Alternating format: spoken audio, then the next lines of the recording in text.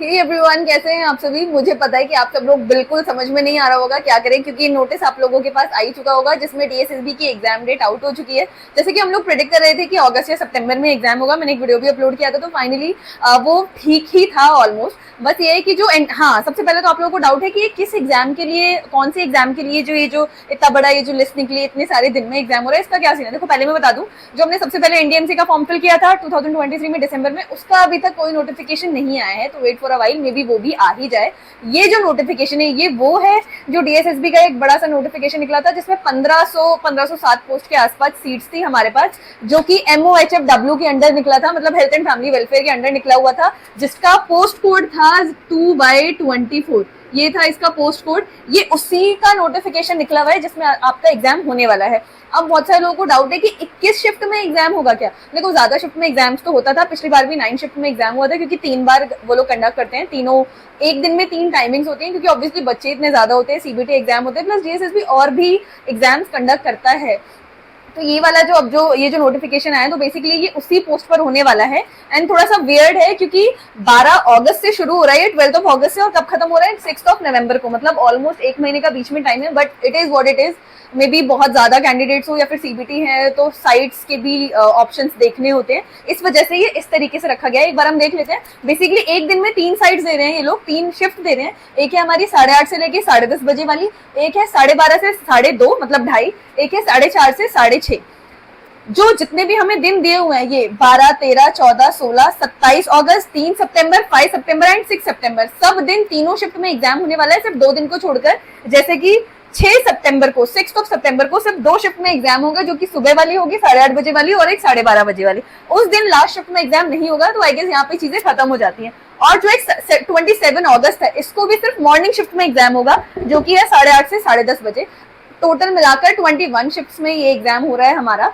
इसमें आपको डरने की जरूरत नहीं है कि यार ये क्या अब अजीब सी बेतुकी सी चीज हो रही है, 21 शिफ्ट में एग्जाम कौन लेता है। तो वो हो सकता है, बिकॉज ऐसा हो सकता है कि कैंडिडेट ज्यादा हो, एंड हमें सीबीटी के लिए साइट्स भी चाहिए होती है, राइट, अरेंजमेंट भी चाहिए होता है, तो उस वजह से ये एग्जाम्स अलग अलग शिफ्ट में थोड़ा सा लंबा चल रहा है। अदरवाइज और कोई इशू नहीं है। ये उन्हीं 1500 पोस्ट के लिए एग्जाम होने वाला है, तो ये आप चीज अपने दिमाग में रखिएगा। 200 नंबर का क्वेश्चन पेपर आएगा, 2 घंटे का होगा, 100 marks nursing, 100 marks non nursing. And अब देखो, अब जब एडमिट कार्ड आएगा, नेक्स्ट मूव तब होगा जब हमारा एडमिट कार्ड आएगा, बिकॉज उन्होंने दिया भी हुआ है कि जल्दी से एडमिट कार्ड आ जाएगा, और उसमें मतलब लिंक आ जाएगा जिससे आप अपना एडमिट कार्ड निकाल सकते हो। एडमिट कार्ड जो आएगा उसमें पता चल जाएगा कि आपका सेंटर कहाँ पर है, मतलब दिल्ली में भी कहाँ पर है, प्लस आप कौन से दिन में आओगे, किस दिन आपका एग्जाम होगा, तो एडमिट कार्ड से क्लियर हो जाएगा। बट इन्हीं में से एक दिन आपका एग्जाम होगा उन 1500 सीट्स के लिए जिसके फॉर्म्स आपने जनवरी फरवरी के आसपास भरे थे।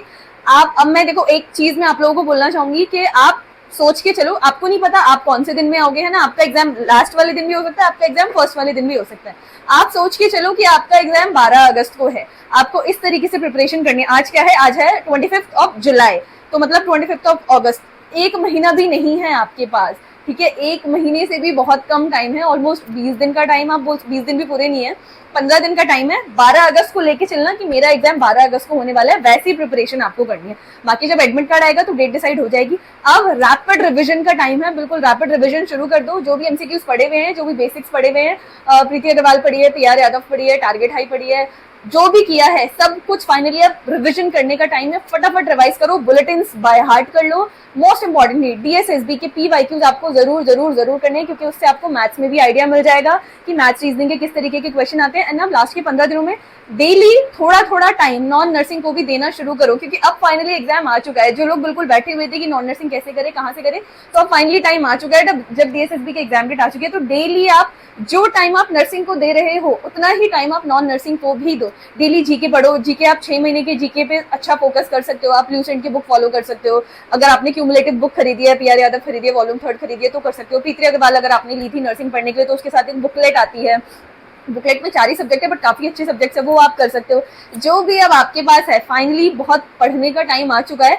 आपको मान के चलना है कि आपका एग्जाम 12 अगस्त को है। अगर 6 सितंबर को होगा तो बहुत अच्छी बात है ना, क्योंकि टाइम मिल जाएगा। और बट आप ये सोच के चलना है कि आपका एग्जाम इस दिन होगा, तो बहुत पढ़ना है। एक और चीज मैं आप लोगों को बोलना चाहूंगी, वैसे डीएसएसबी ऐसा करता नहीं है, बट क्योंकि डीएसएसबी ने 21 शिफ्ट में एग्जाम रखा है, तो ऑब्वियसली 21 तरीके के क्वेश्चन पेपर बनाए हैं।